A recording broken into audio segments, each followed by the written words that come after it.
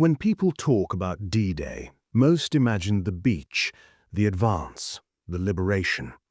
But today, you're going to hear the other side of the horizon.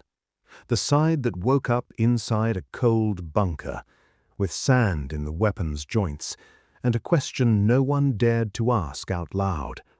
If they really come, can we hold? And what's most unsettling is that some Germans on that coast already knew something big was about to happen. But they didn't know where or when. And in that dawn, the when finally arrived. In 1944, Germany was no longer chasing victories. It was trying to prevent defeat. In the east, the Red Army was advancing. In the air, constant bombings.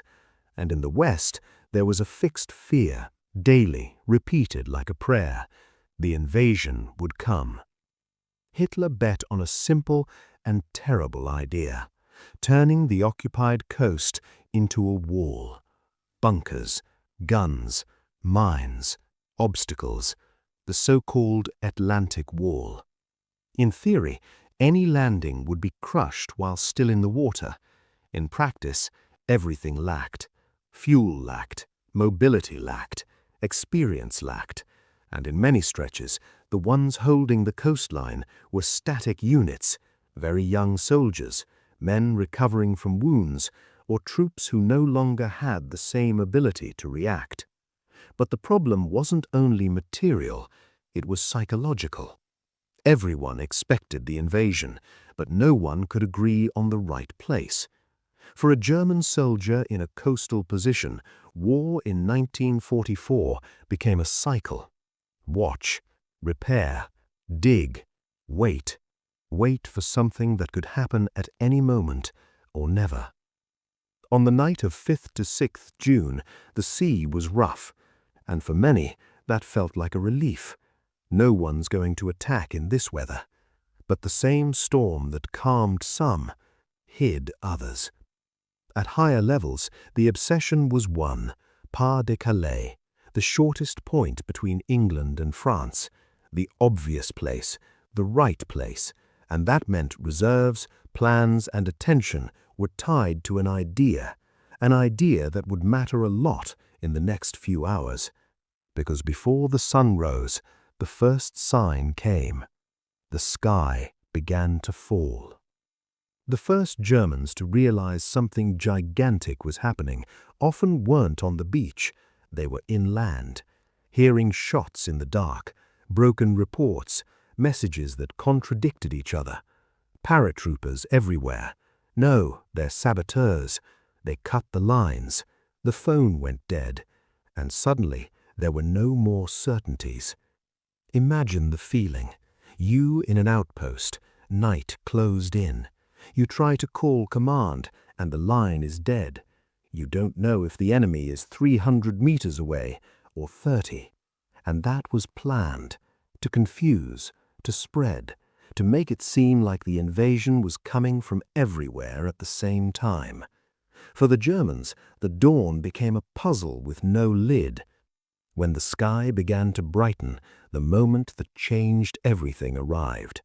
The horizon, the sea, the dark line between water and sky. Many coastal defenders looked and felt their stomach drop.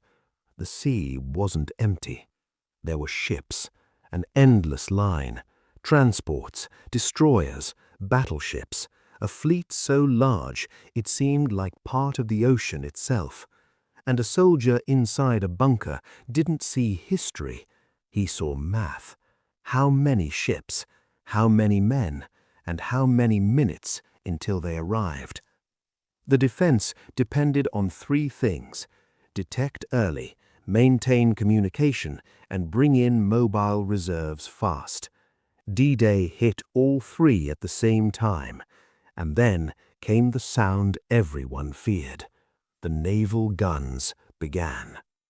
Inside a bunker, an impact isn't just noise, it's the air getting heavy, the light shaking, sand falling from the ceiling, concrete vibrating as if it were alive. Some points were destroyed, Others survived, but went blind. No antenna, no observation, no cables, no link to anyone. And there's a cruel detail in that. You can be trained to shoot, but there is no training to wait while a ship the size of a building decides where the next explosion will land. Even so, the bombardment didn't solve everything for the Allies. Many fortifications held. They held long enough to make the next step the hardest. The first wave.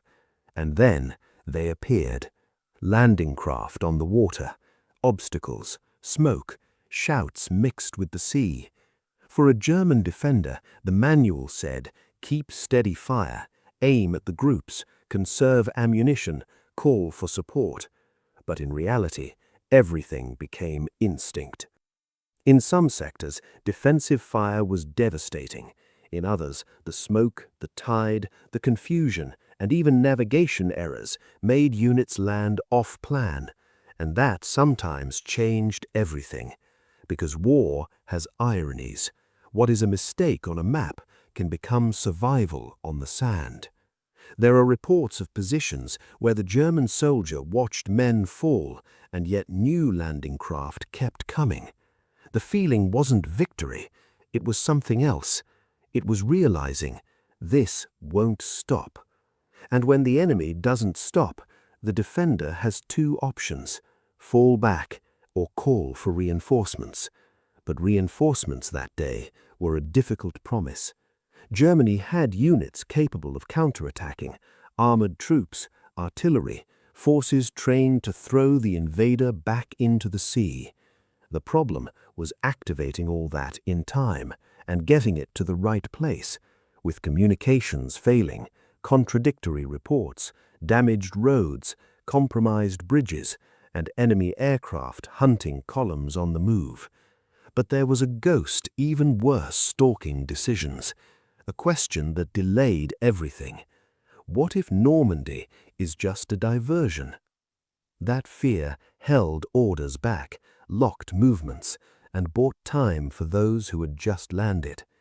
Meanwhile, on the beach, the clock ran differently.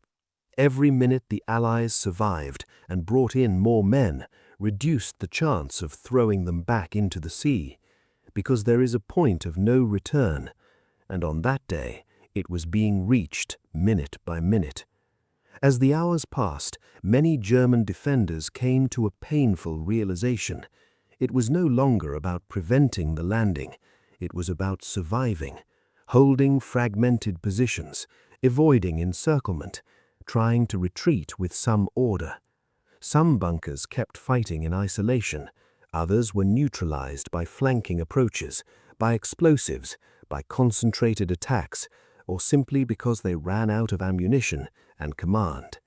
And then the element that almost always gets lost when we talk about large operations appears: the human, the soldier who didn't choose the strategic plan. He chose the next second. Obey, fall back, surrender, help a comrade. Small decisions that define lives. D-Day, from the German point of view, was a strategic shock. It didn't mean the immediate end, but it meant the beginning of a pressure impossible to sustain. More men coming by sea, more air supremacy, more artillery, more logistics. Coastal defense was the first padlock. When it breaks, the rest becomes a war of attrition.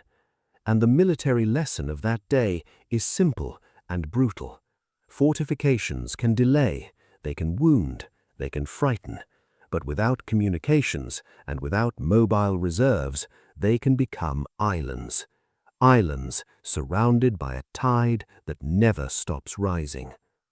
Today, we cross D-Day looking from the German side, not to celebrate, but to understand how decisions, mistakes, fear, and broken communication can define a war. The ocean didn't bring only soldiers, it brought the beginning of the end of a regime that devastated Europe.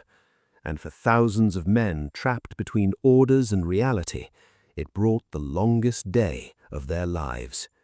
If you want part 2, with what happens in the following weeks, counterattacks, battles for towns, and the gradual collapse of the defense, write in the comments Part 2. And if this format helped you understand history better, subscribe to the channel.